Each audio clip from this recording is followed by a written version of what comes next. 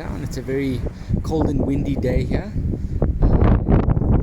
That engineer there is putting the final touches on to the carriage, which is going to be lifted up and hung from the cables. That's the piece that actually hangs on the cables and moves up and down, and then after that they'll connect the stabilizing arm, which is over there, to that and into the carriage. So we passed the halfway mark in the sense that everything is starting to get reassembled now and then going to be put back onto the cable cars. Over here the cable cars are still on the platforms. There's one over there and there's guys inside. They are refurbishing and checking the gearboxes and all the rotating mechanism to make sure that the cable cars will rotate when they move to the top. So it's another bleak day.